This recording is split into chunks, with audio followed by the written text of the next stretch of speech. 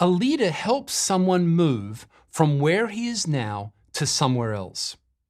So we may define leadership power as the leader's capacity to influence others to move from where they are now to somewhere else. There are essentially 5 reasons why people follow someone else, or 5 kinds of power: coercive power, reward power, positional power, expert power, and servant power. We'll look at each of these kinds of power in detail. First, coercive power. This was the first answer in our initial exercise. Coercive power says, I have the power to punish those who don't follow me, and that is why people should follow me. Coercive power means the leader has the ability to administer punishment in some form to those who don't do what he says. Such a leader uses the fear of punishment to motivate his followers. This kind of leadership is sometimes found in churches or organizations in which an insecure leader maintains his following by various kinds of threats, such as, if you leave this church, you'll lose your salvation. Or, if you leave my organization, I will black ban you and you'll never work again. Sometimes this power can degenerate into sheer brute force. The political leaders of Jesus' day used this kind of power to rule. Military dictators used this to get the job done. One national leader said, "Political power is obtained from the barrel of the gun." Today, some religious cults use physical violence to gain a following. In some situations, the fear of punishment is legitimate. For example, an employer has the authority to fire someone who doesn't fulfill his obligations. Therefore, the employees follow their leader's directions. Or a parent needs to establish this kind of authority early in the life of his small child. That is legitimate. And of course, we know that God chastens his children so that they obey him. The Lord disciplines the one that he loves. And there are a few times when this is appropriate in the context of the church. For example, the prospect of church discipline is a legitimate motive for sinning members to repent.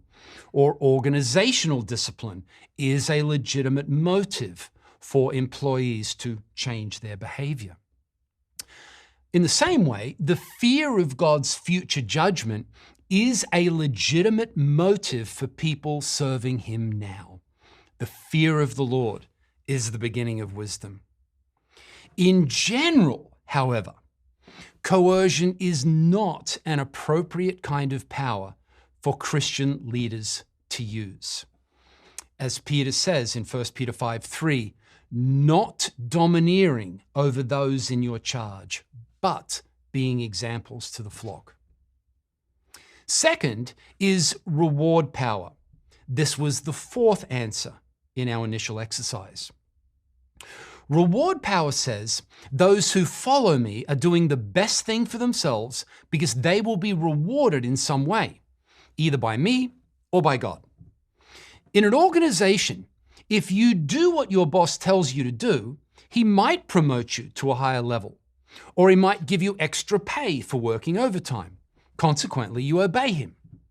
At school, the students who desire the reward of good grades will work hard. This is reward power at work. This also is appropriate in the Christian life sometimes. For example, the promise of future rewards is a legitimate motive for faithfulness now. Jesus told us to lay up for yourselves treasures in heaven. However, the rewards that the Bible encourages us to look forward to are always eternal rewards. When material, temporal rewards are used as incentives, they frequently become stumbling blocks to one's motive. I know of a ministry that planted a new church in a foreign country. the leaders found it very difficult to get anything done. And so they began to pay the new believers to do various things for them. After a while, it became impossible to get any of the local Christians to do any kind of ministry unless they were paid to do it. And let's come back again to the words of 1 Peter. Shepherd the flock of God that is among you, exercising oversight, not under compulsion, but willingly, as God would have you, not for shameful gain, but eagerly. The laborer is worthy of his hire, but this should not be his motive for serving. Taken together, the coercion and reward strategies form the donkey approach to leadership, leading by means of a carrot, reward, and a stick, coercion. And one problem with this strategy is that if you treat people like donkeys, they will start to act like donkeys.